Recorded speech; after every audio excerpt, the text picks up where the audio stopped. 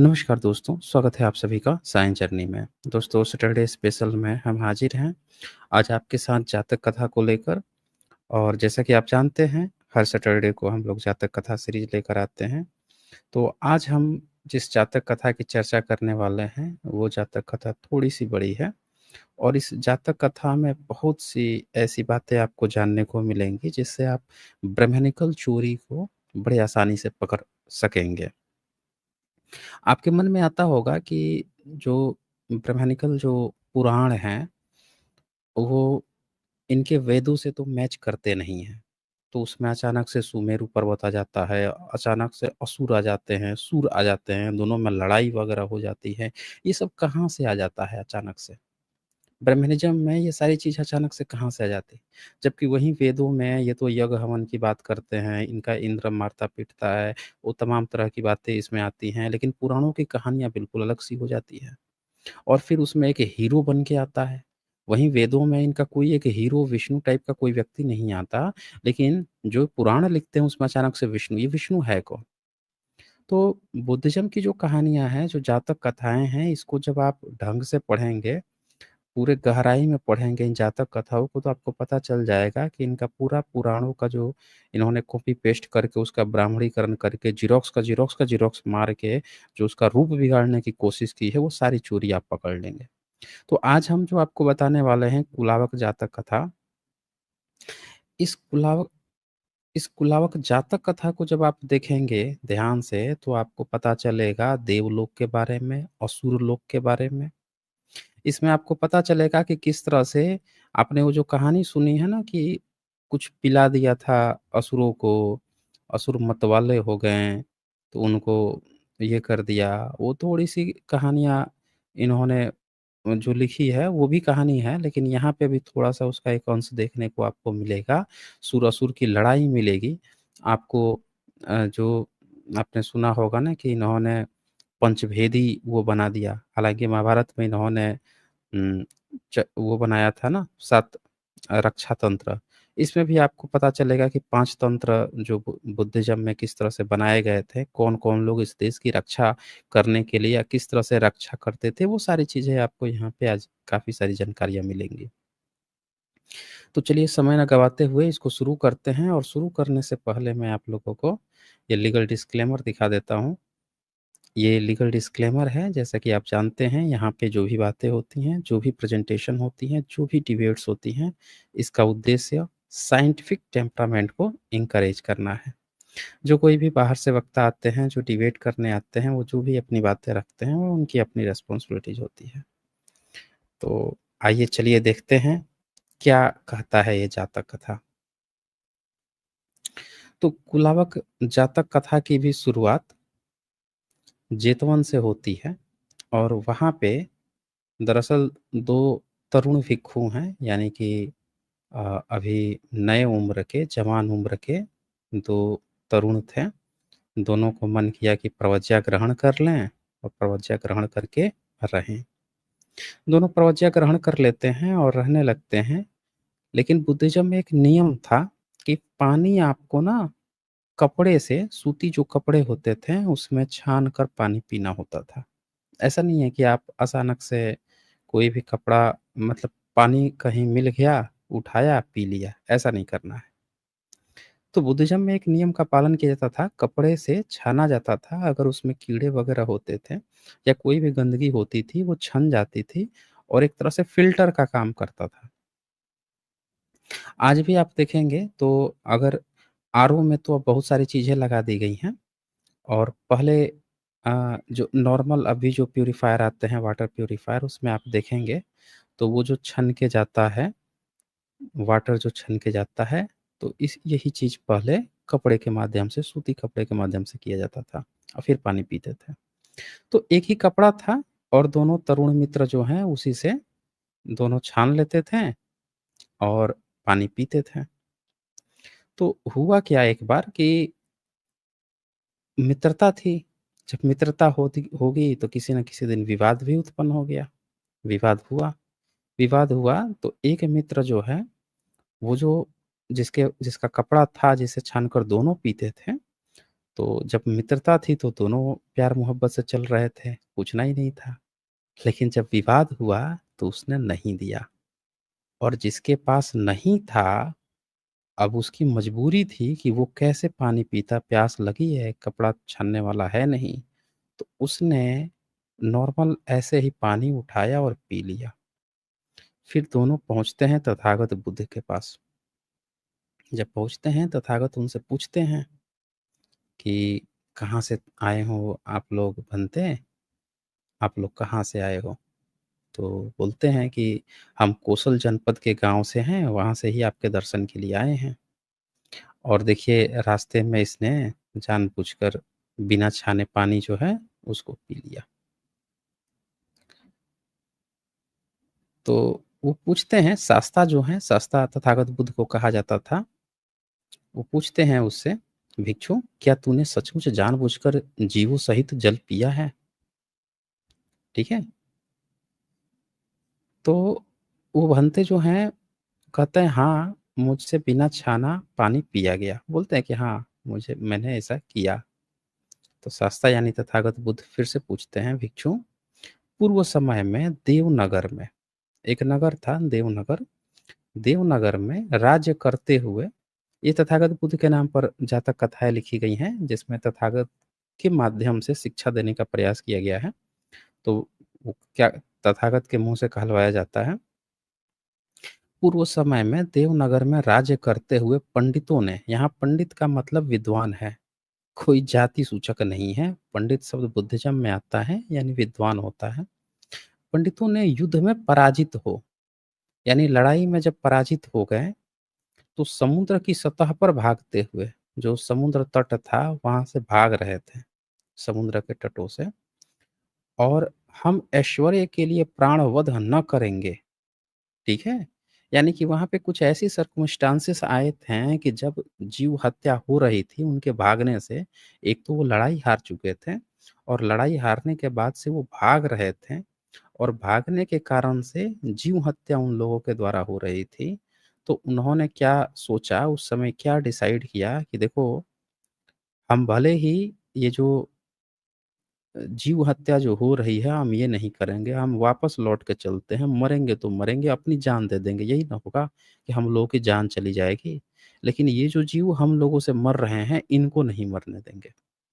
और वो कौन से जीव थे? तो वो गरुड़ थे। ध्यान दीजिएगा, लोग सोचते हैं ना जैसे ही गरुड़ आपको हेलोडोरियस का गरुड़ स्तंभ जैसे दिखता है, तो गरुड़ की जैसे बात आती है तो कुछ को तो एकदम मिर्गी में बेचैनी धर लेती है। भारत का जो कपूड़िया है, सब मुखपुत्र जिन्होंने कभी ढंग से इतिहास पढ़ा नहीं है, मुँह से गपूड़-गपूड़ के, गप्पू से लेके या चप्पू से लेके भाई भतीजवाद से इतिहासकार बन गया, और उल्टा-सीधा लिखने लगा कि विष्णु का है, विष्णु का है। हैं? इन तमाम इतिहासकारों को मैंने ओपन डिबेट चैलेंज दे रखा है, कोई माई का लाल है आके हेलोडोरियस गरुड़ स्तंभ को साबित कर दे कि ये उनके बाप का है। प्रॉपर बुद्धिज़्म का है दोस्तों। तो ये बुद्धिज़्म की कथाओं को भी आप ध्यान से देखेंगे। अब बताइए, ये गरुड़ की बात यहाँ पे आ रही है, ये कब की कहानियाँ हैं? तथागत के समय से जुड़ी गई हैं। ये तथागत के 2600 साल पुरानी जातक कथाएँ बताई जाती हैं, मानी जाती है। लिखा भले ही पहली, दूसरी, तीसरी सब लिखते चले गए हैं बाद में, और तब से ही चली आ रही हैं। तो गरुड़ के बच्चों को बोधिसत्व बचा रहे हैं। गरुड़ पूरी तरह से ही बुद्धिज़्म का था, और गरुड़ों को बचाने के लिए ये गरुड़ को बाद में रक्षा तंत्र बनाया गया। जो बुद्धिज़्म की कहानियाँ आप आगे मैं आपको बताऊँगा कि जो रक्षा तंत्र का जो दूसरा पड़ाव था, पहले पड़ाव पे नागों को रखा जाता था। नाग लोग फाइट करते थे, दूसरा पड़ाव पर गरुड़ रहते थे। और ये गरुड़ों का काम क्या था? ये जीव हिंसा, क्योंकि ये खाने के लिए खा भी सकते हैं किसी को, तो दूसरा पड़ाव पे इनको, तीसरे पड़ाव पर राक्षस रखे जाते थे। राक्षस कौन थे? राक्षस वो थे जो रक्षा करने वाले थे, किले की रक्षा करने वाले थे, उनको दानव कहा जाता था।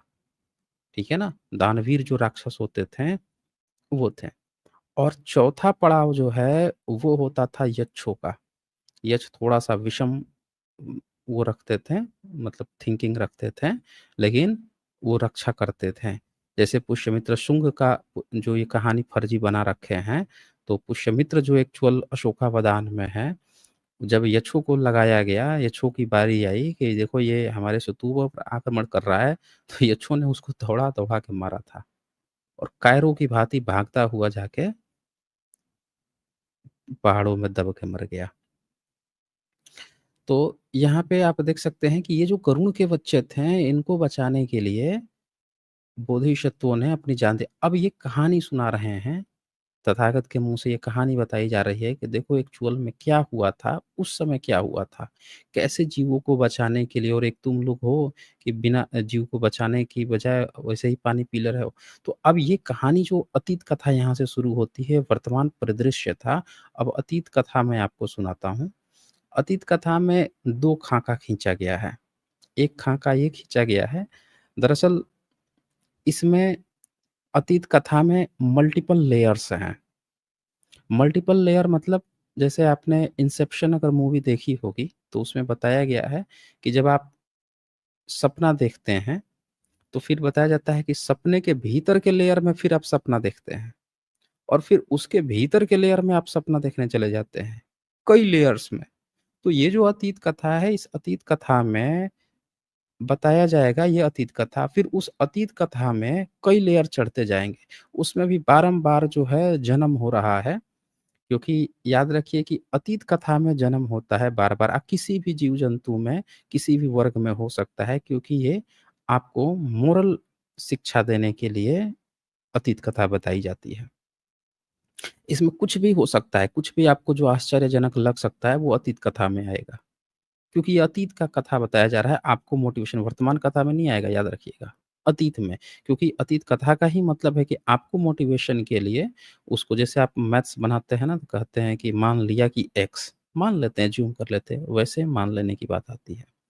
तो इसमें क्या प्रसंग आता है कि मगध नरेश, मगध राज्य की चर्चा आती है, राजगृह की चर्चा आती है कि वहाँ पे एक बोधिसत्व पैदा होते हैं मचल गाँव में। और ये जो मचल गाँव है, ये जो बोधिसत्व हैं, ये क्या करते हैं कि इनका नाम मतलब धीरे-धीरे जब बड़े होते हैं, तो इनका नाम रखा जाता है मघ कुमार। मघ, माघ याद रखिएगा मघ, माघ है।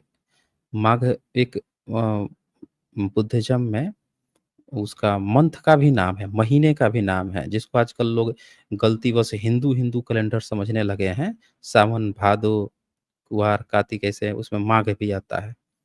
तो ये जो माघ जो है ना, ये मघ कुमार, ये बुद्धिज़्म नाम है, मघ माघ मगध है।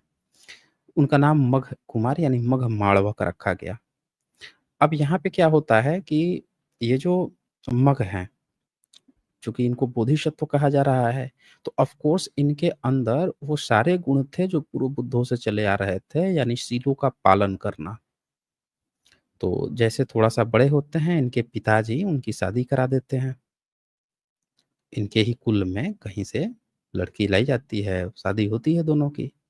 अब ये जैसे-जैसे उम्र कटता है, बढ़ते जाते हैं, उम्र जैसे-जैसे बढ़ती जाती है, तो अब इनका पूरा का पूरा कमाना और दान करना और पाँचों शीलों का पालन करना, ये इनका जीवन का एक लक्ष्य था। अब इसमें क्या होता है कि इनके पूरे गाँव में 30 कुल थे। ये एक कुल के थे, लेकिन इनका जो गाँव था, वहाँ 30 कुल के लोग रहते थे। तो इन्होंने क्या सोचा कि यार ये तीसों कुल के जो लोग हैं, क्यों ना इनको मैं अपनी ही तरह बना लूँ। यानी कि ये भी काश जो पाँचों सील हैं, हर एक वो जो बातें हैं जो सबके लिए सही है, वही चीज़ अगर ये लोग भी फ़ॉलो करने लगते तो कितना अच्छा होता। तो इन्होंने क्या किया कि अपने गाँव के वो जो तीसों कुल के लोग थे, उन लोगों को से मिलने-जुलने लगे। और उनके बीच में अब रहने लगे, उनके बीच में सदाचार सारी चीज़ें बनाने लगे और फिर क्या करते थे कि एक दिन सब लोगों को बुलाते हैं और एक जगह पे जहाँ खड़े होते हैं वहाँ पे कोई घेरा बनाते हैं और अपने कुल में से किसी को बुलाते हैं, वो आता है वहाँ पे खड़ा हो जाता है। ऐसे ही 30 जगह पे 30 स्थान बनाते हैं, तीसों वहाँ आके खड़े हो जाते हैं, यानी कि तीसों उनके साथ हो जाते हैं, तीसों उनकी बात मानने लगते हैं। समय बीतता है और वो तीसों के तीसों जो है पूरे बोधिसत्व की ही तरह बन जाते हैं। वही ज्ञान, वही सारी चीज़ें। तो अब वो क्या करते हैं कि ठीक-ठाक फ़ैमिली से थे ही, तो वो क्या करते हैं, एक पूरा मंडप बनवाते हैं, फिर एक पूरा शाला बनवाते हैं, जिसको आजकल क्या कहा जाता है, धम्मशाला, नाम बदल के धर्मशाला करवा दिया गया है। एक्चुअल में शालाएँ जो होती थीं, धम्मशालाएँ कहलाती थी, जहाँ पे धम्म का पालन करने वाले लोग रहते थे, उनके लिए ही बनाई जाती थी। तो वो धर्मशाला बनवाते हैं और वो तीसों लोग वहाँ पे रहते हैं और बड़े अच्छे से ज़िंदगी गुज़ारते हैं। पूरा उनका देखते हैं कि वो तीसों के तीसों जन उनका क्या मोटिव क्या रहता है कि हमारा जो ग्राम है, वो साफ-सुथरा रहे, वो यहाँ पे किसी भी तरह का कोई क्राइम ना हो, बिल्कुल क्राइम फ्री कर देते हैं। अब बताइए समाज क्राइम फ्री हो जाएगा, तो बेरोज़गार कौन होगा? हुँ? अगर सब लोग सदाचार का पालन करने लगेंगे, हुँ? जो कोई क्राइम किया होगा खुद से पहुँच जाएगा कि मुझसे गलती से ही क्राइम हो गया है, मैं जेल जाना चाहता हूँ, वो जेल में जाएगा। जो वहाँ का पुलिस है, वहाँ का कर्मचारी है, जेलों में ताले ही नहीं लगेंगे। जैसे नॉर्वे, डेनमार्क में क्या हो गया? ऐसा हालात हो गया कि वहाँ पे इस तरह से कॉमेडी चलती है फ़िल्मों में कि वहाँ के लोगों को पकड़ के जेल में डाला जाता है, तो कहते हैं, "यार ताला नहीं लगेगा?" तो बोलता है, "नहीं-नहीं, ताला यहाँ पे नहीं लगता, खुला रहता है, कोई जाता नहीं है। हमने अपराध किया है ना, तो अपराध की सज़ा काटने आए हैं, हम क्यों जाएँगे? काट के जाएँगे।" मतलब इस तरह की बातें होती हैं एथिस्ट देशों में। तो वहाँ पे जब एक बोधिसत्व पूरा एक ऐसा अपने जो उनका गाँव था, उसमें सबके सब लोगों को पंचशील का पालन सिखा देते हैं। सब लोग अच्छे से हो जाते हैं, क्राइम खत्म हो जाता है और ये तीसों का काम क्या था कि ये लोग सुबह में प्रातः काल उठते थे, वशुला उठाते थे, कुल्हाड़ा उठाते थे, मूसल ले चलते थे, चौरस्तों पे और जहाँ जिन रास्तों पे जाते थे, सबको पत्थर-वत्थर जो भी रास्ते से आता था, हटा देते थे, साफ कर देते थे। लोगों की गाड़ियाँ जाएगी मतलब बैलगाड़ियाँ वगैरह या कोई भी चीज़ कोई आदमी जाएगा उसको किसी भी तरह का नुकसान ना हो। हर एक चीज़ को बराबर कर देते थे। यहाँ तक कि कहीं नदी-नाला पड़ रहा है तो उसके ऊपर पुल बाँध देते थे, अच्छा-सा कि लोग यहाँ से पार करके जाएँगे। हर गाँव में जहाँ पे पानी के लिए लोगों को दूर-दूर जाना पड़ता था या कहीं पे अगर तालाब नहीं था, कुएँ नहीं थे, वहाँ पुष्करनियाँ ये लोग खोद देते थे। लोगों के रहने के लिए धर्मशालाएँ बनवा देते थे। और धम्मदान भी देते थे। और फिर जो सील है यानी पंचशील है उसकी आरक्षा करते थे, रक्षा करते थे, करवाते थे। अब इससे क्या हुआ कि पूरा का पूरा गाँव जब इस तरह से चेंज हो गया अचानक से, तो मैंने आपसे एक सवाल पूछा था कि बताइए क्राइम अगर खत्म हो जाए तो बेरोज़गार कौन होगा? तो सीधी-सी बात हो गई कि भाई बेरोज़गार तो पुलिस पर हो जाएगा। जो रक्षा तंत्र जिनको बड़े-बड़े पैकेज मिल रहे हैं रक्षा के लिए, अब मान लीजिए भारत को लीजिए, भारत के अगल-बगल पाकिस्तान जो है वो भारत का दोस्त बन जाए। आतंकवादी वहाँ से आतंकवाद फ्री हो जाए, टेरर फ्री देश घोषित हो जाए। बांग्लादेश टेरर फ्री घोषित हो जाए, चाइना किसी भी तरह का भारत पे कोई अटैक ना करे। तो भारत का इतना जो पैसा हम खर्चा करते हैं हज़ारों, करोड़ों-करोड़ों जो हम पैसा खर्चा करते हैं रक्षा बजट पे, बड़े-बड़े जो हम आयुध खरीदते हैं, जेट विमान खरीदते हैं, रक्षा उपकरण खरीदते हैं विदेशों से, वो पैसे बचेंगे, वो भारत के विकास में लगेगा, आम जनता को फ्री एजुकेशन और तमाम तरह की चीज़ों में लगेगा। तो लेकिन जब क्राइम चारों तरफ से हो रहा होगा, बाहर तो हो ही रहा है बाउंड्री पे, प्लस भारत के अंदर भी क्राइम हो रहा होगा, तो ज़्यादा आपको पैसे जो है बजट पे, पुलिस पे, इस सब चीज़ों पे खर्चा करना पड़ेगा और उससे क्या होगा कि आप वो पैसे वहाँ पे खर्चा हमारे बर्बाद हो रहे हैं। क्यों? क्योंकि हम अपने लोगों को सील नहीं सिखा पा रहे हैं। चलो एक बार बाउंड्री की बात तो वो हमारे पकड़ में नहीं है, वो दूसरे देश के लोग हैं। अंदर के लोग जो हमारे अपने भाई-बहन हैं, उनको हम सीलों को पालन नहीं करवा पा रहे हैं। हम उनको सही एजुकेशन सिस्टम नहीं दे पा रहे हैं, जिससे कि उनको अच्छा-सा सदाचार सीख सकें, सदाचार की बातें कर सकें। तो इसकी गड़बड़ी कहीं न कहीं हमारी सिनेमा, हमारा कहीं न कहीं प्रशासन, उनकी इच्छा शक्ति इस पे भी डिपेंड करता है। लेकिन यहाँ पे एक बड़ा आइडियल कंडीशन दिया गया कि जहाँ पे बोधिसत्व अपने कम से कम गाँव के लेवल पे सब लोगों को इस तरह की चीज़ों में करा देते हैं। अब बेरोज़गार हो गया वहाँ का जो गाँव का प्रधान था, चौकीदार था।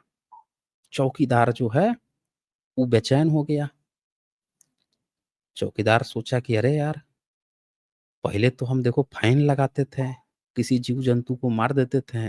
राजा ने बैन कर रखा था, इनको नहीं मारना, उनको नहीं मारना, ऐसा मार देते थे। कहीं दारू पीते मिल जाते थे, कहीं कुछ व्यभिचार करते थे, फाइन लगाते थे, बड़ा मज़े में थे हम। हमारा धंधा भी अच्छा चल रहा था और अब तो राजा भी हमको कह रहा है कि यार ये तो कुछ कर नहीं रहा है, इसका काम क्या है? वहाँ के लोग तो बड़ा सदाचारी से हो रहे हैं, अब क्या किया जाए, क्या किया जाए? तो इसने सोचा कि यार ऐसा करते हैं, कुछ तो ऐसा काम करते हैं कि जिससे ना इनको जो ज़्यादा सदाचारी बन रहे हैं, इनको फँसाते हैं अच्छे से। सारा सदाचार इनका हवा निकलवाते हैं इनके सदाचार की। पहुँचता है राजा के पास और चुगलखोरी करना शुरू कर देता है। बोलता है कि राजा साहब, आजकल कुछ चोर है ना, हम मुसल लेके, कुल्हाड़ा लेके घूम रहे हैं सब और ये क्या करते हैं कि वो मतलब चोरी डकैती के चक्कर में लगे रहते हैं, बताइए क्या किया जाए? राजा कहता है पकड़ो भाई पकड़ो, पकड़ के लाओ उनको सज़ा दी जाएगी। तो अब इसको मौका मिल जाता है, पकड़ता है उन तीसों के तीसों लोगों को पकड़ता है, पकड़ के राजा के पास पहुँचवाता है, ठीक है? पहुँचवाता है, अब क्या होता है कि राजा पहले से दिमागीदार था, पहले से ही सुन रखा था। आप कैसे सुनते हैं? जब आपको पहले से बता दिया जाए कि देखो साइंस जर्नी वाला जो है देवी-देवता को गाली देता है। भले वो गाली देता है कि नहीं देता है, आपने देखा है कि नहीं देखा है, कोई मतलब नहीं है। लेकिन किसी ने आपके कान भर रखे हैं, किसी ने आपको बता रखा है कि वो साइंस जर्नी का उद्देश्य है ना, सनातन को खत्म कर देना, हिंदू को खत्म कर देना, वैदिक को खत्म कर देना। आपने भले ही देखा है कि नहीं देखा है कि भैया सनातन तो बुद्धिज़्म को कहा जाता है। हुँ? वो तो भारत के इतिहास की बात करता है, लेकिन आपके मन में पहले से ही अगर किसी ने भर रखा है, तो अगली बार आप वीडियो खोल के देखने से भागते हैं, ठीक है? आप देखते ही नहीं हैं। अच्छा मुस्लिम का एजेंट होगा, ईसाई का एजेंट होगा, ऐसे कैसे बोल दिया? तो वैसे ही राजा का हाल था कि राजा जो है उसको पहले से ही कान भर के रखा हुआ था और आप लोग सब महसूस किए होंगे अपने रिश्तेदारों में, अपने कहीं-कहीं पे जहाँ पे देखे होंगे कि आप जिससे नहीं मिलते हैं और जो आपका दुश्मन है वो उससे मिलता है, वहाँ पहले ही आपके खिलाफ जो है माहौल उल्टा बना के रखा हुआ है। चाहे जो पॉलिटिक्स में आप देख लीजिए या आप देखिए कि ऑफ़िस पॉलिटिक्स देख लीजिए, हर तरह में चलता होगा इस तरह की चीज़ें। तो यहाँ भी वही हुआ, राजा जो है बिना किसी चीज़ को देखे-सुने, सीधे-सीधे पहले से ही देखा अच्छा ये सब चोर हैं, यही सब चोर हैं? हाँ, हाँ, यही सब चोर हैं। चलो इनको हाथी से रौंदवाओ भई। आपने सुना होगा कि छत्रपति संभाजी महाराज जो हैं, हाथी से कुचलवा दिए थे, किसको? कुछ पंडों को, जो उनके खिलाफ षड्यंत्र कर रहे थे। तो हाथी से कुचलवाना भारत की बहुत पुरानी परंपरा है। छत्रपति संभाजी महाराज भारत के इस मूल निवासी लोग थे। उनको अपनी परंपरा याद थी। तो ये परंपरा तो पुरानी है हाथी से कि हाँ, ये दुष्ट दुर्दई की है।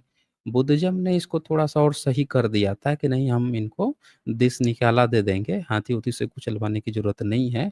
लेकिन ये भारत की परंपरा पहले से चली आ रही थी। छत्रपति संभाजी महाराज उसको जो पूर्व बुद्ध के समय में फ़ॉलो होता था, वो किए भी थे। तो यहाँ पे वही बात आती है कि चलो हाथी से रुदवा दिया जाए। अब जब हाथी को लाया गया, तो अब 30 बंदे थे, 30 के 30 लोग थे। तो उनके ऊपर जैसे वो हाथी गया, तो ये सब एक-दूसरे से बात करने लगे, ठीक है? तो बोधिसत्व जो हैं, उसमें से मघ माड़वक जो थे, उन्होंने क्या कहा, अपने जो साथी 30 लोग थे, उनसे कहते हैं कि देखो, आप लोगों को ना सिर्फ़ सील पे विचार करना है। हमारा सील क्या है? चुगलखोर के प्रति ठीक है?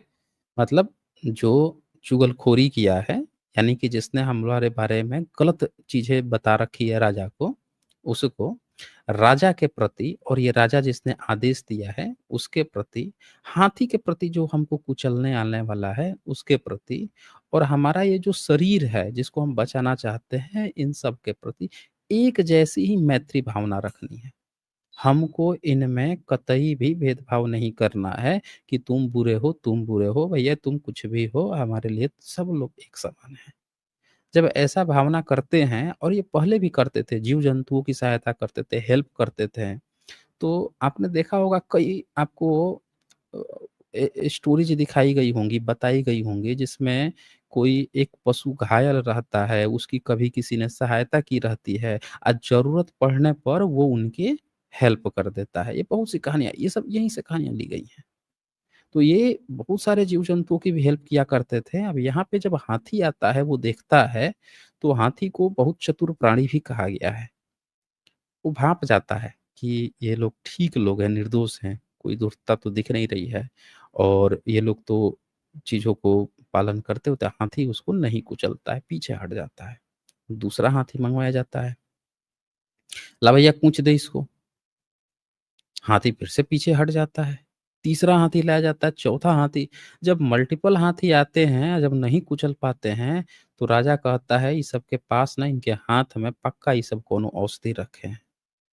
ये पक्का ये सब जीवक-उवक टाइप के कोनो हैं सब, हाथ में कुछ रखे हैं, जैसे हाथी आ रहा होगा, सूँघा दे रहे होंगे सब, वो बेचैन होके भाग जाता है।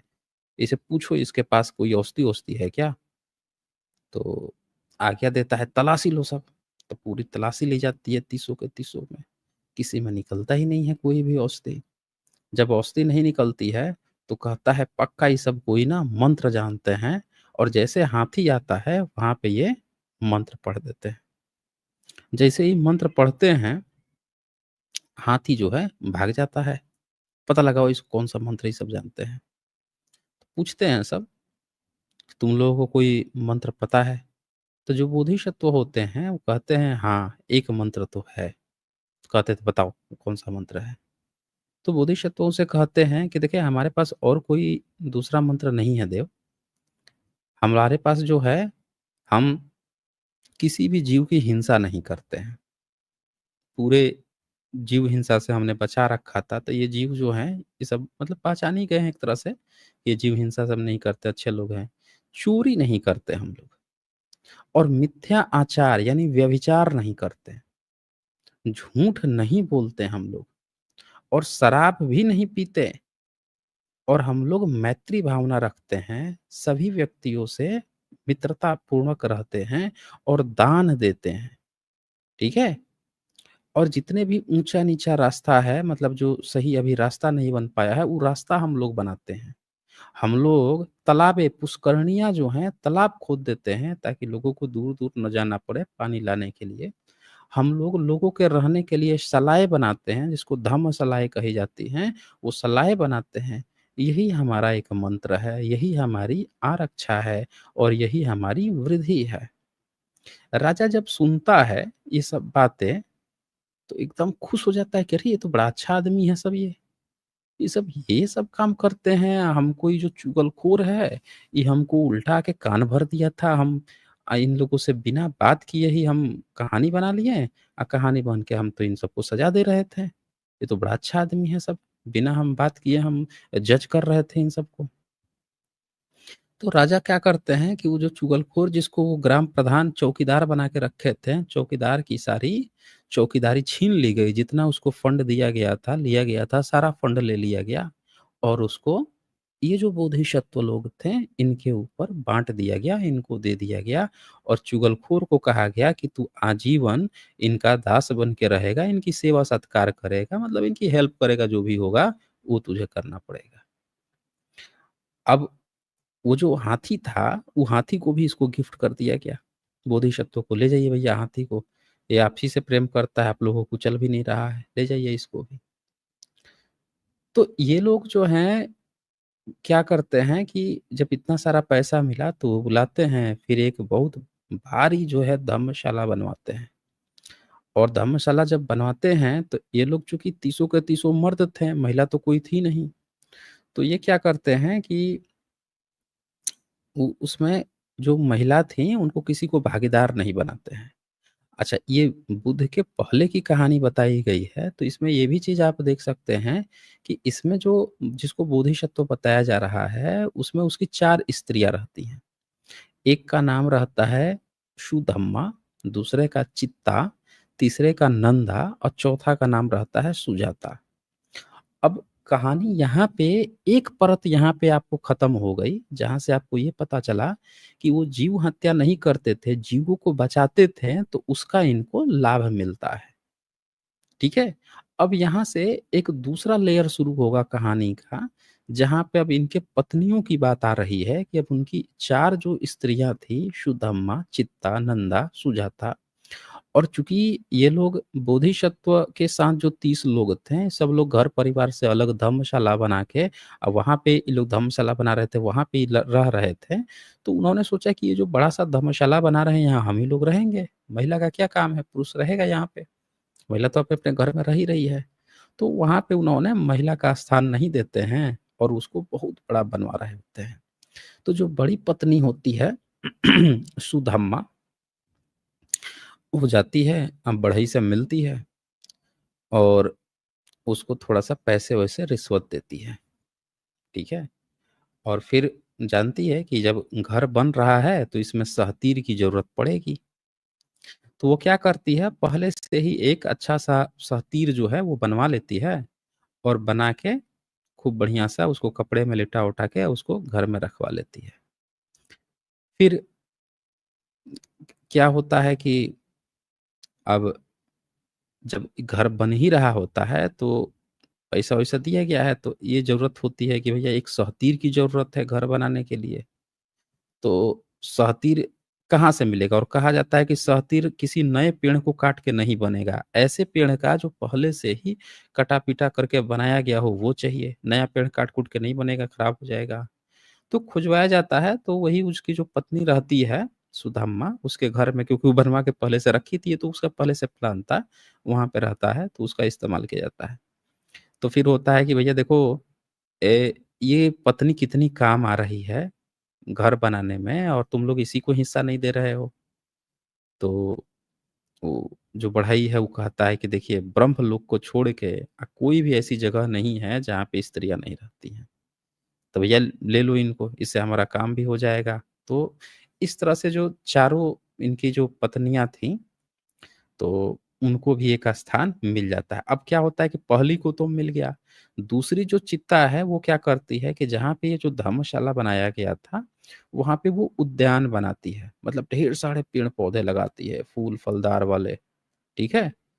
और बगीचा एक तरह से ताकि लोगों को खूब मज़ा आए वहाँ पे जो भी रहे। तीसरी जो नंदा होती है, वो कहती है कि चलो हम भी इसमें कुछ घर बनाने में हम भी हेल्प कर देते हैं, हमको भी जगह मिलेगा। तो वो क्या करती है कि जो एक बहुत बढ़िया सुंदर-सा वो तालाब बनवाती है। उसमें कमल के फूल-वूल सब अच्छे से लगते हैं, बहुत बढ़िया बनाते हैं, 3 बनाती है। लेकिन जो चौथी पत्नी रहती है, सुजाता, वो कहती है हमको ना मतलब है, जाओ तुम लोग रहो, जो करना है, हमें कुछ ना मतलब है। तो ये चीज़ दिखाया जाता है। अब यहाँ से क्या होता है कि जो बोधिसत्व हैं, वो एक उपदेश देते हैं कि बोधिसत्व मातृ सेवा, जो माता की सेवा करता है, जो पितृ सेवा, जो पिता का सेवा करता है, अपने से बड़ों का आदर करता है, सत्य भाषण करता है, यानी जो सच बोलता है, मृदु भाषण, जो मीठा बोलता है, चुगलखोरी रहित भाषण, जो किसी से भी बात करते समय चुगलखोरी नहीं करता है, यानी पीठ पीछे किसी की निंदा करना, किसी का किसी का बिगाड़ने के लिए कुछ ऐसी बातें करना कि सामने वाला उसका बिगाड़ सके, सामने वाले का कोई मतलब नहीं है। लेकिन आप जाके ज़बरदस्ती किसी को उसके सामने विलेन बना दो ताकि वो उसका नुकसान कर सके, चुगलखोरी में आता है ये करना। मात्सर्य यानी ईर्ष्या, ईर्ष्या ना होना, इन 7 व्रतों को पूरा कर। 7 व्रत, व्रत आप सोचते हैं ना आज के डेट में व्रत लोग क्या कहते हैं? आज के डेट में पंडों ने आपको बता दिया है कि व्रत का मतलब होता है रात में खाना खा के फिर रात में खाना खाना, अगले दिन खाना खाना। ये होता है आपका व्रत। ये नहीं है व्रत दोस्तों। बुद्धिज़्म में व्रत जो कहा गया है वो एक्चुअल व्रत क्या है कि आपको मातृ-पितृ की सेवा करना है। माता-पिता की आपको सेवा करना है, ये आपका असली व्रत है और ये डेली का व्रत है। ही नहीं है कि रात में खाना नहीं खाएँ, सुबह में खाना नहीं खाएँ, रात को खाना खा लिए, तो हो गया भैया 1 दिन का व्रत हम कर लिए। ये सब बेवकूफ़ी है, समझ रहे हैं? एक्चुअल आपका व्रत क्या है कि और ये डेली होता है। माता-पिता की आपको सेवा करने का मतलब क्या है? कि उनको सही ढंग से रखना, उनको किसी भी तरह के जैसे आप जब छोटे थे, बच्चे थे, तो वो कैसे आपकी एक-एक चीज़ का ध्यान रखते थे कि मेरा बच्चा रो रहा है, उसको दूध पिला दें, खाना खिला दें, उसके साथ जिस तरह से समय देते थे, टाइम स्पेंड करते थे, आपको दिन भर लेके घुमाते रहते थे, खेलते रहते थे, देखते रहते थे कि इसको कुछ हो ना जाए, मेरा बच्चा आपको उँगलियाँ पकड़ के चलाते थे। ऐसे ही बुढ़ापे में माँ-बाप का हमको इस तरह से करना है, ठीक वही रिवर्स प्रोसेस है। तो ये मातृ-पितृ की सेवा करना हो गया, पितृ सेवा हो गया, अपने से बड़ों का आदर हो गया, रिस्पेक्ट हो गया, सत्य भाषण हमेशा सत्य बोलना, ये सब व्रत है। और ये व्रत ये नहीं है कि एक दिन करके छोड़ दिए, ये 365 है, पूरा 365 दिन आपको करना है भाई। मृदि भाषण हमेशा मीठा बोलना है, ये नहीं कि एक दिन मीठा बोल दिए, सामने से निकल गया, बस हो गया भैया। हुँ? एक दिन अच्छे से मिल लिए, हो गया भैया, बाकी चलो भाड़ में जाओ तुम, पीठ पीछे गाली दे रहे हैं। चुगलखोरी रहित भाषण, चुगलखोरी नहीं करना, हमेशा ऐसा ही आपके जीवन के प्रैक्टिस होना चाहिए। ईर्ष्या नहीं होनी चाहिए। तो ये एक चूल में 7 व्रत है जिसका वो पालन करते थे। इसी को यहाँ पे पाली भाषा में लिखा गया है और अब इसके बाद से क्या होता है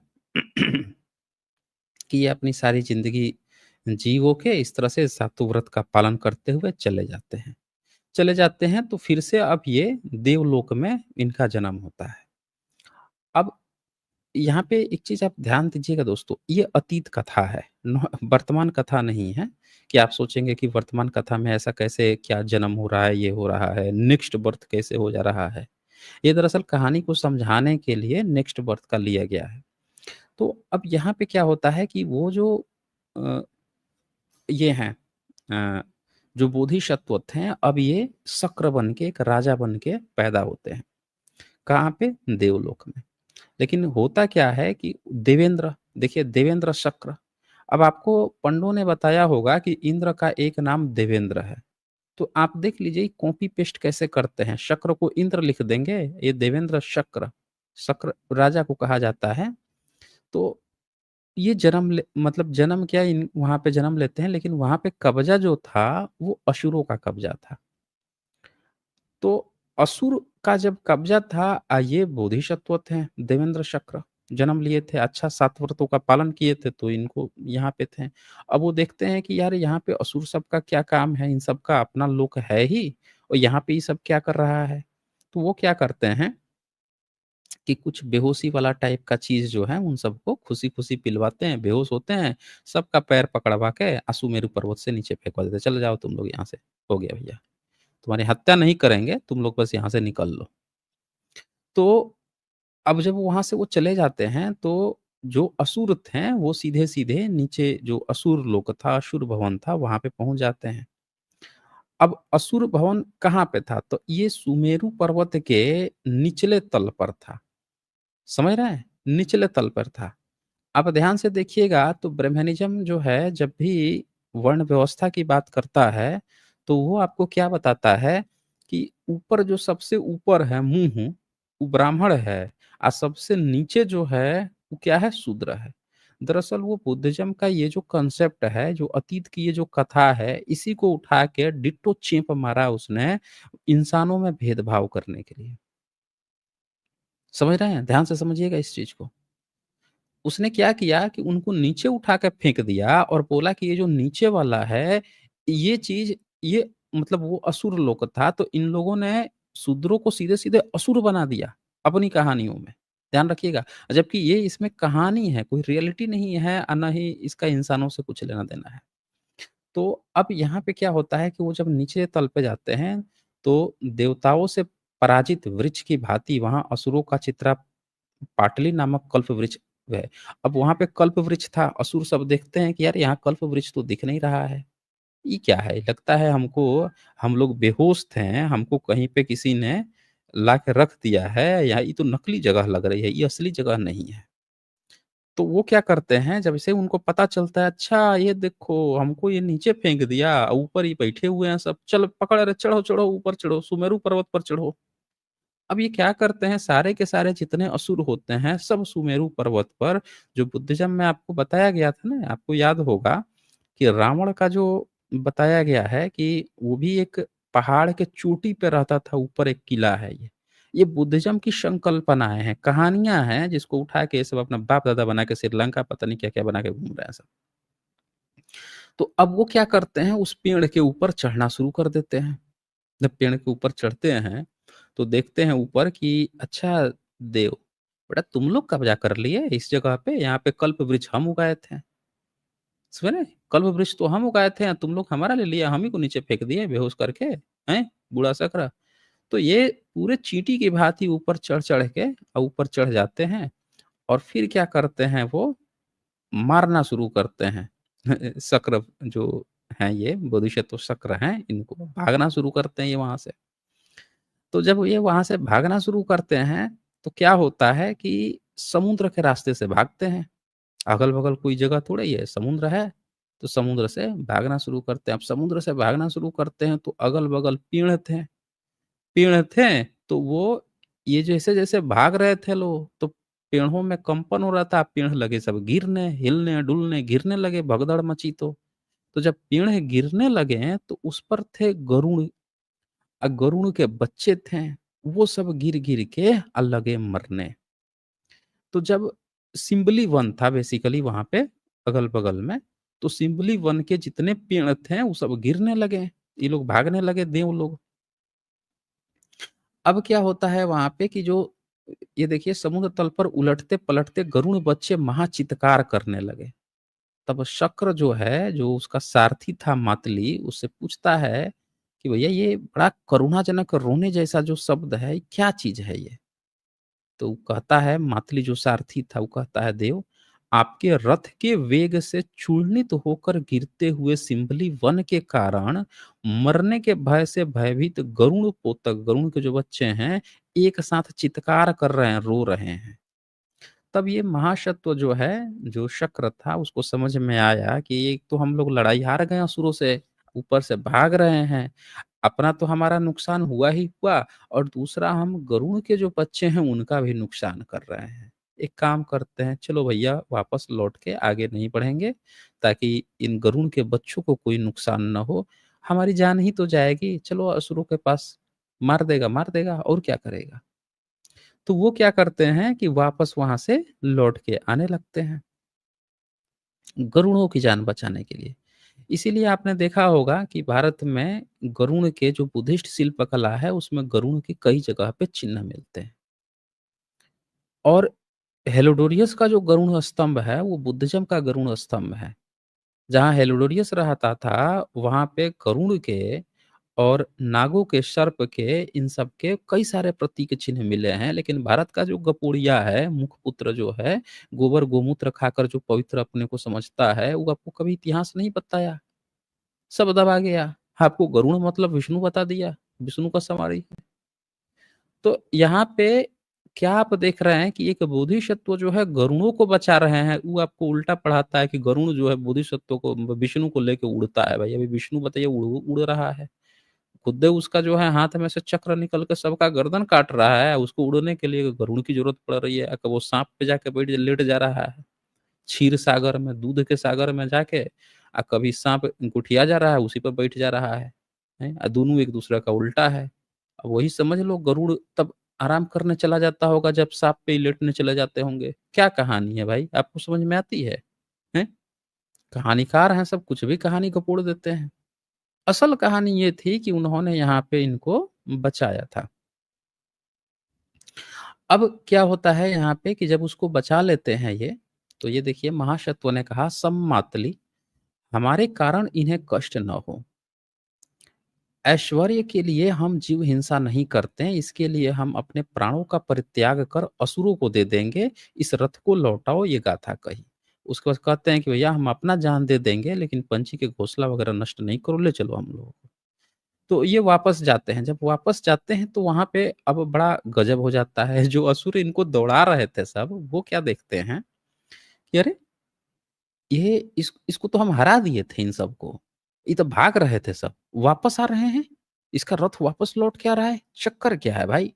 एक कहता है लगता है दूसरे शक्र की ना मदद आ गई है, लगता है सारे शक्र जो हैं, सब के सब वापस इन सब के साथ आ गए हैं। अब क्या किया जाए? लड़ाई किया जाए? ये तो कम थे, तो इन सबको तो हम मार-वार के भगा दिए। लगता है पूरा का पूरा जो सब के सब जो शक्र हैं, सब आपस में मिल गए हैं सब एक साथ अटैक कर रहे हैं, तभी वापस लौट रहा है, नहीं तो ये तो भाग रहा था। तो अब वो क्या करते हैं कि डर के मारे भाग-भाग के जितना असुर भवन था, सब में छिप जाते हैं, घुस जाते हैं। अब शक्र जब आता है तो सीधे-सीधे ये तो आया था कि भैया अब जान देना है तो देना है। तो सीधे चला आता है, देखता है कि कोई नहीं है, तो आराम से भीतर घुस जाता है। सब घुसते हैं और घुसकर ठीक बीच में खड़े होते हैं और वहाँ पे फिर एक वो दिखाया जाता है, एक कहानी आ जाती है कि भैया वहाँ पे एक महल आता है, खूब ऊँचा सहस्त्र योजन ऊँचा एक महल आता है, ठीक है? अब कोई गपुड़िया जो होगा तुलसिया भक्त जो होगा, आके यहाँ अपना पिताजी खोज लेगा कि देखो तुलसी के जन्म से भी 2000 साल पहले बुद्धिस्ट लोग बता दिए थे कि सहस्त्र योजन ऊंचा एक महल निकला था। जैसे बोला ना कि सूरज जो है पृथ्वी से कितना दूर है, तो युग सहस्त्र योजन पर भानु।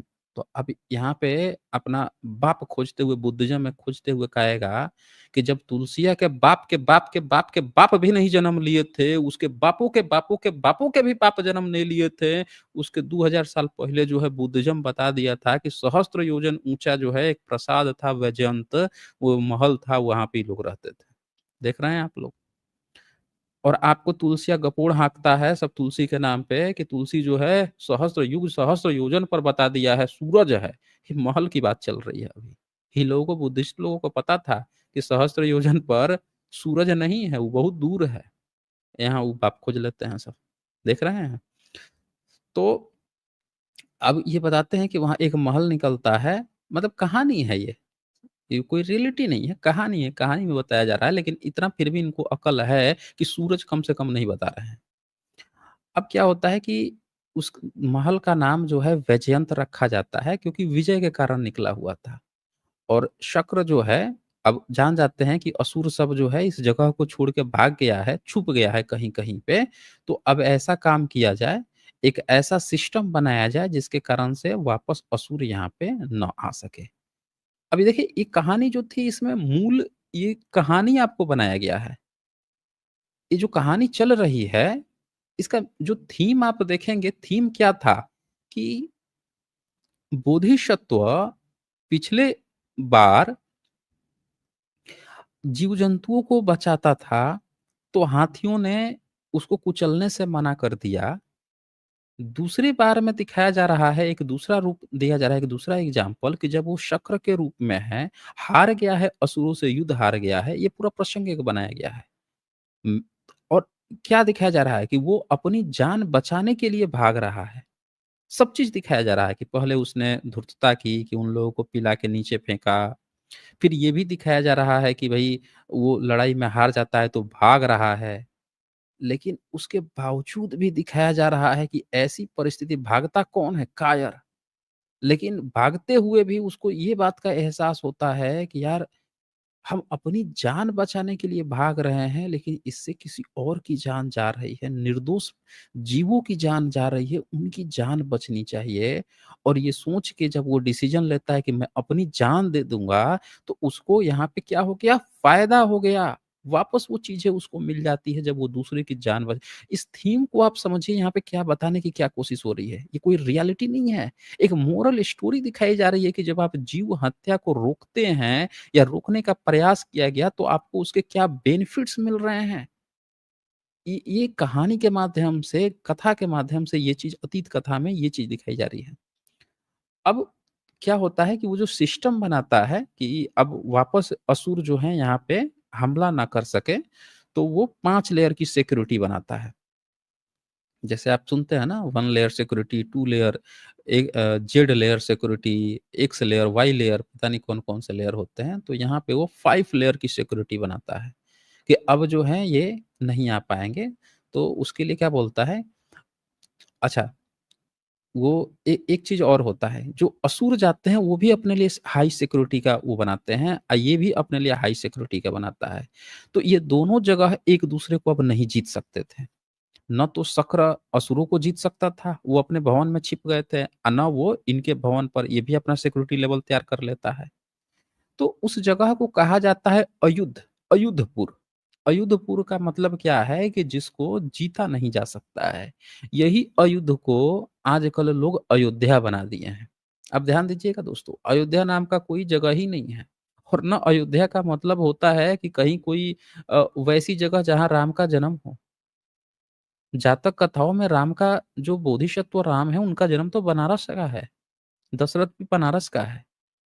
अयुध तो बुद्धिज़्म की कथा में उस जगह को कहा गया जो देवों का जगह है और जो असुरों का जगह है, और वो इसलिए है कि दोनों एक-दूसरे को जीत नहीं सकते हैं, टाइड हो गया है। ये अपने क्षेत्र में सुरक्षित है, दोनों ने अपने-अपने सुरक्षा लेयर तैयार कर रखे हैं, तो उन दोनों जगहों को कहा गया है ये दोनों अयुद्ध है। और यही अयुद्ध को कुछ बेवकूफ़ लोग जो हैं, जिनको जानकारी नहीं है, बदलते-बदलते बदल गया। आज देखिए क्या कह रहे हैं, अयोध्या। अयोध्या नाम का इतिहास में कभी कोई जगह ही नहीं है। ना तो फाहियान ने बताया, ना ह्वेन-सॉन्ग ने बताया, ना इत-सिंह ने बताया। दोनों के दोनों जो हैं बुद्धिज़्म का गढ़ बता रहे थे कि वहाँ बुद्धिस्ट लोग थे। बड़े-बड़े बुद्धिस्ट के विद्वान लोग हुआ करते थे। आज अयोध्या-अयोध्या किया जा रहा है काल्पनिकता में। तो ये देख लीजिए, दोनों नगर युद्ध में अजेय होने के कारण अयुद्धपुर कहलाएँ। समझ रहे हैं? अब आज आप लोगों को समझ में आ गया होगा कि ये अयोध्या नाम क्यों कहा गया है।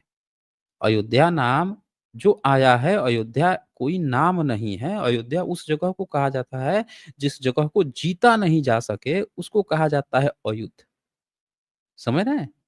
तो देवनगर तथा असुर नगर।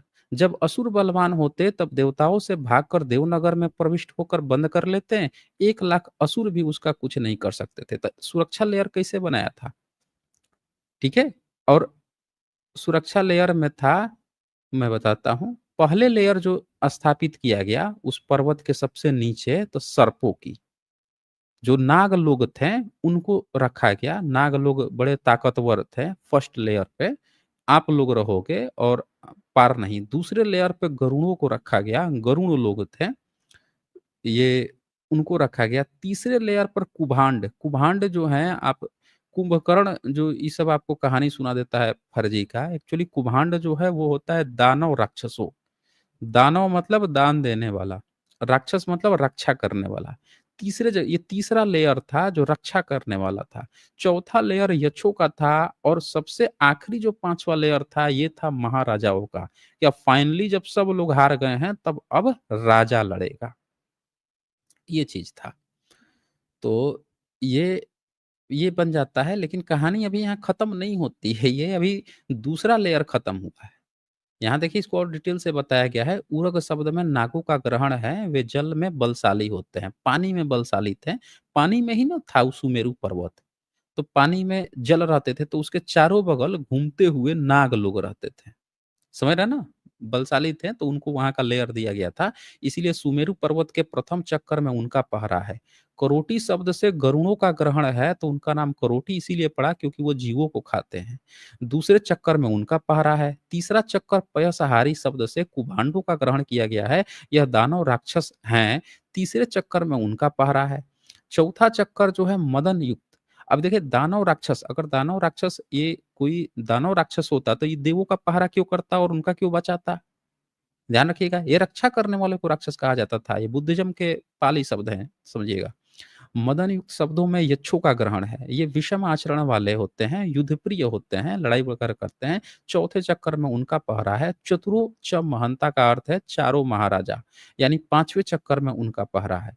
सो यदि असुर क्रुद्ध होकर अथवा मन बिगाड़कर देवपुर पहुँचते तो उरग उन्हें सुमेरु पर्वत के 5 प्रकार के घेरों में से जो प्रथम घेरा है उसे बाहर निकाल देते। नाग लोग ही उनको बाहर निकाल देते थे।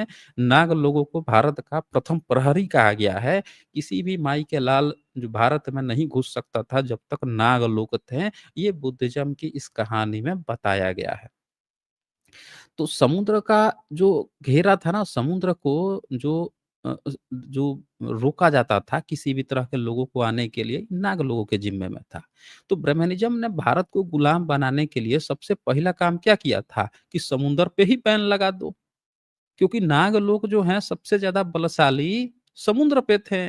समुद्र में वो किसी को घुसने ही नहीं देते थे। लगा दिया समुद्र पे ही बैन, लो भैया, और आप पर हथियार रखने के रोक लग गए तो भारत तो गुलाम होना ही था।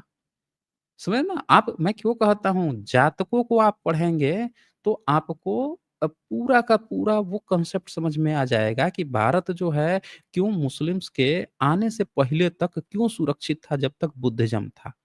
और वो कब डाउनफॉल हुआ है, वो तभी डाउनफॉल हुआ जब ब्रह्मनिज़्म ने क्या-क्या नियम बनाए जिसके कारण से ये सारी चीज़ें खत्म हुई। अच्छा, अब क्या होता है कि ये आपने लेयर पढ़ लिया, सुरक्षा का लेयर पढ़ लिया। अब इसके बाद से क्या होता है कि वो वहाँ पे जो सुधर्मा थी, जिसने मरकर मतलब वो जो इनकी तीनों पत्नियाँ थीं, जो उस साला को बनाने में मदद की थी, वो तीनों भी वहाँ पे आती हैं, मतलब एक तरह से जन्म लेती हैं, अतीत कथा है, तो उनकी पत्नी बनती है। चौथी पत्नी जो है, वो नहीं दिखाई देती है, ठीक है? तो जब चौथी पत्नी नहीं दिखाई देती है, तो शक्र पूछता है कि मेरी चौथी पत्नी सुजाता जो है, वो कहाँ पे है? तो उसने दरअसल कोई हेल्प की नहीं थी, तो उसको पति का साथ मिला नहीं। पति का आपने ये सुना होगा ना कि 7 जन्मों का जन्मों-जन्म तक आपका साथ मिलता है। ये सब बुद्धिज़्म से ही आया है दोस्तों। ब्रह्मनिज़्म ने तो इस पर खेती-बाड़ी कर ली, धंधा बना लिया। सारी चीज़ें बुद्धिज़्म की हैं। लेकिन वहाँ पे मतलब कुछ अलग है। तो सुजाता नहीं आ पाती है क्योंकि उसका पिछले जन्म में ही पति के साथ कनेक्शन ऑफ हो गया था। वो मतलब ध्यान नहीं दे रही थी अपने पति पे, तो अगला आगे जब शक्र में ये आते हैं तो तीनों पत्नियाँ साथ आती है, वो चौथी दिखती नहीं है। अब वो अपनी चौथी पत्नी को खोज रहा है कि सुजाता गई कहाँ पे? तो अब क्या होता है कि पता लगाते-लगाते पता लगाता है तो उसको पता चलता है कि जो अ, एक बगुला जो है, बगुला पंछी, उसके रूप में है वो। कहीं पे किसी जंगल-वंगल में पता लगाते-लगाते जाता है। मतलब ये देखिए कोई आप रियलिटी मत समझिएगा, कहानी, अतीत कथा इसमें सब चलता है। तो अब वो वहाँ पे पहुँचता है अपनी सारे पत्नी वगैरह के साथ से, सबसे जाता है, उसको समझाता है कि देखो तुम धर्म का पालन नहीं करती थी, तुम सीलों का पालन नहीं करती थी जो पंचशील है, तो उसको सारा उपदेश देता है। पाँचों सील के प्रति प्रतिष्ठित किया। देखिए यह उपदेश देकर अब वे सदाचार की रक्षा कर तुम अब सदाचारी बनना और ये पाँचों सीलों के प्रति प्रतिष्ठित किया और उसे वहीं ले जाकर छोड़ दिया। फिर वापस ले जाके जहाँ पे वो थी, वहाँ पे छोड़ आया। तो अब ये 3 लेयर खत्म होता है। 3 लेयर के बाद अब चौथा लेयर क्या आता है, अब वो चेक करने के लिए कि ये सदाचार का पालन करती है कि नहीं करती है, तो मच्छ की योनि में प्रकट होता है यानी मगरमच्छ बनता है, ठीक है? मच्छ मतलब आप देख लीजिएगा कि मच्छ क्या है, मछली है, क्या है, ठीक है? तो वो जाता है औ और फिर उसने उसके पास मतलब मच्छ शायद मछली ही है। ठीक है? तो वो मच्छ बन के उसके सामने जाता है और वो देखती है कि शायद ये मर गया है, तो उसके शीश पर मारती है, प्रहार करती है। तो जैसे ही मच्छ पूँछ हिलाता है, तो वो समझती है कि अच्छा ये अभी ज़िंदा है, तो वो छोड़ के चली जाती है। तो यहाँ से इनको ये समझ में आता है शक्र को कि ये सीलों का पालन कर रही है, क्योंकि बुद्धिज़्म में कहा गया है कि अपने खाने के लिए तुम किसी जीव को मार के मत खा लेना। तो वो समझ जाता है कि देखो इसको जैसे पता चला कि अभी ज़िंदा है, तो उसको छोड़ दी और छोड़ के चली गई, यानी कि ये सदाचार का पालन कर रही है।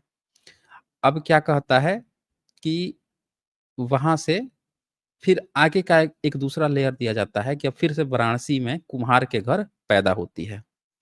तो कुम्हार के घर जब पैदा होती है, तो ये क्या करता है, शक्र क्या करता है कि सुनहरी खीरा जो है वो पूरे गाड़ी में भर लेता है, एक बूढ़ा का भेष बना के जाता है और चिल्लाने लगता है, "खीरे ले लो, खीरे ले लो।"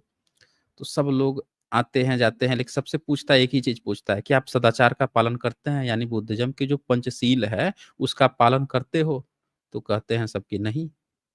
तो जो-जो कहता है नहीं, उनको लौटा कहता है, "ये मैं सिर्फ़ उसी को दूँगा जो सदाचार का पालन करता है, यानी कि पंचशीलों का पालन करता है।" तो सब उसको ऐसे कहते हैं, "अरे! ये लाल भुजक्कड़ है, कहाँ का आ गया है, क्या कह रहा है?" फिर सुजाता जो है, वो कुम्हार के घर जन्म लेती है, तो वो सोचती है कि मैं तो सदाचार का पालन करता हूँ, लगता है मेरे लिए लाया है, तो जाती है। पूछता है, "क्या सदाचार की रक्षा करती हो?" तो कहती है, "हाँ, रक्षा करती हूँ।" तो कहता है, "ये सब तेरे लिए ही लाया हूँ।"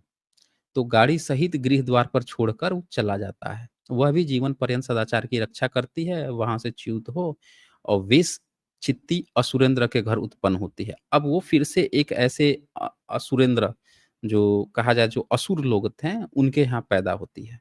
अब ये कहानी है, कहानी ही चल रही है अभी। कई लेयर इसमें दिखाया गया है, मैं बोला था शुरू में कि इसमें मल्टीपल लेयर दिखाया गया है। फिर क्या होता है कि जब वो सुंदरी बन के पैदा होती है, तो शक्र को जब फिर से पता चलता है, वो भी मतलब ये पीढ़ियाँ बीत रही हैं, कई-कई पीढ़ियाँ बीत रही हैं। ये मत सोचिएगा वही शक्र है एक ही जन्म का, नहीं, ये भी नया में आ रहा है। जब इसको पता चलता है कि भई वहाँ पे पैदा हुई है, तो मैं जाता हूँ और वो मेरी पत्नी है, तो उससे ही मेरी शादी होगी। तो अब वो जाता है, असुर बन के जाता है, असुर बन के जाता है और जो चूज़ करना रहता है, असुरों के यहाँ शादी की जो परंपरा थी, वो लड़की खुद चूज़ करती थी। तो वो चूज़ करती है, देखती है, इसको देखते ही जान जाती है कि ये ही मेरा पति हो सकता है, उसको वो चूज़ करती है, उससे उसकी शादी हो जाती है। फिर लाता है और वो 2.5 करोड़ नटनिया, मतलब ये बड़े-बड़े बड़ी संख्या लिखी गई है, मुखिया बनती है, पटरानी एक तरह से बनती है और अपना सिद्ध कर्म करके वो आगे चले जाते हैं। ये कहानी आ जाती है। तो अब ये कहानियाँ जो पूरी सुनाई गई थी, बहुत सारी इसमें लेयर दिखाए गए, इन सारी कहानियों का मूल क्या था कि इन कहानियों में जितने भी लेयर आए गए हैं, जितनी भी कहानियाँ बुनी गई, इसमें एक ही चीज़ दिखाया गया कि इंसान जो है कितना भी कायर हो, भगोड़ा हो या कितना भी पराक्रमी हो, लेकिन वो जब बात दूसरे की जीव पर आ जाती है कि हमारे कारण से किसी दूसरे निर्दोष लोगों की जान जा रही है, भले ही वो किसी दूसरे ही प्राणी, गरुड़ के ही प्राणी क्यों ना हो। तो वहाँ पे ये डिसीज़न लेते हैं। अपना भी जब जान जोखिम में होता है तो देखते हैं कि एनिमल्स भी उनकी हेल्प कर रहे हैं, क्योंकि ये कभी एनिमल्स की हेल्प किए हुए हैं, हाथी नहीं कुचलता है। इन तमाम चीज़ों से इसका मेन जो मकसद था वो ये दिखाना था, जीव हत्या जो है वो नहीं करनी चाहिए। कहानी का प्रसंग यही था कि पानी जो वो छान के पी पी रहा था, दूसरा बिना छाने हुए पी जा रहा था, उसको यही बताने का प्रयास किया गया कि आपको छानकर विषम परिस्थितियों में पानी छान कर पीना चाहिए। किसी भी जीव का जो महत्व है, उसको हमें, उसकी लाइफ़ जो है उसको लेने का अधिकार हमें नहीं है। हमारी भी लाइफ़ हमसे पूछ कर नहीं दिया गया और दूसरे का भी लाइफ़ हमसे पूछ कर नहीं दिया गया, तो हम कौन होते हैं उसकी लाइफ़ लेने वाले? समझ रहे हैं ना?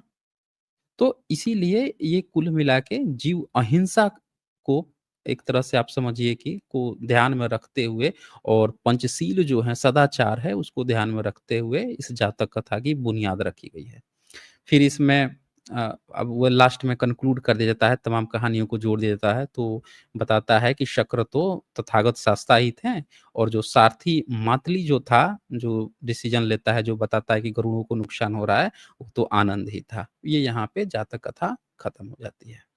तो ये जातक कथा थी, कुलावक जातक कथा। और तीस अ, मेरे ख़्याल से ये कौन-सी नंबर है इसका? 30वां नंबर है ना? 31वां नंबर है, देख लीजिएगा, एक बार दिखा देता हूँ मैं। थोड़ा-सा बड़ा था इसीलिए थोड़ा मुझे समय लग गया, तो आज मैं किसी कॉलर को तो लूँगा भी नहीं और हम लोग यहीं पे इसको क्लोज़ भी कर देंगे। ये 31 नंबर था, कुलावक जातक का था। तो ठीक है दोस्तों, आप लोग इसका निष्कर्ष आप क्या समझे हैं? आपको क्या मोरल शिक्षाएँ मिली हैं? आप ज़रूर कंक्लूड कीजिएगा, मैं उसको पिन करूँगा। यहाँ पे संदीप कुमार जी का सुपर स्टिकर है। फिर यहाँ पे सदाशिव शिंदे जो हैं लिखते हैं, नमो बुद्धाय जय भीम सर, मैंने मध्यम निकाय की किताबें मँगवाई हैं। इसमें बहुत ही गहन और तार्किक सभी तरह से बहुत ही अच्छी किताबें हैं, हर बहुजन को पढ़ना चाहिए। हाँ जी, बहुत बहुत बढ़िया। बिल्कुल सही, किताबों को हमें बुद्धिज़्म के ही वे में पढ़ेंगे तो बहुत कुछ आपको गहरी जानकारियाँ मिलेंगी। पगु प्रसाद जी का यहाँ पे सुपर स्टिकर है। गिरजा शंकर मौर्य जी का सुपर स्टिकर है। सागर शिंदे लिखते हैं, मधुकर जी की जातक कथा का पहला पन्ना देखना है। अच्छा, मधुकर पिपलायन की, वो तो बहुत समरी है, बच्चों के लिए है। मतलब उनका मधुकर पिपलायन की जो जातक कथा है ना, उसमें आपको पूरी बात नहीं पता चल पाएगी। बहुत ही समराइज़ करके, और वो सिर्फ़ अतीत कथा को थोड़ा-सा अपने तरह से मोड़कर लिखे हैं। सागर शिंदे जी लिखते हैं, मुझे खरीदना है इसीलिए। अच्छा जी, ओके। तो वो मिल जाएगी। मधुकर पिपलायन का जातक कथा ना, वो तो मेरे ख़्याल से सम्यक पब्लिकेशन से ही पब्लिश्ड हुई है। सम्यक पब्लिकेशन से। आप सम्यक पब्लिकेशन को बोलेंगे ना, मधुकर पिपलायन की 200 जातक कथाएँ वो मुझे चाहिए, वो भिजवा देंगे। और सिद्धार्थ जी का यहाँ पे सुपर स्टिकर है। तो ठीक है दोस्तों, आप लोग अपना ख़्याल रखें, अपनों का ख़्याल रखें और अंतिम तक बने रहने के लिए आप सभी का बहुत-बहुत शुक्रिया। फिर हम लोग मिलते हैं कल स्ट्रीम में डिबेट्स के साथ।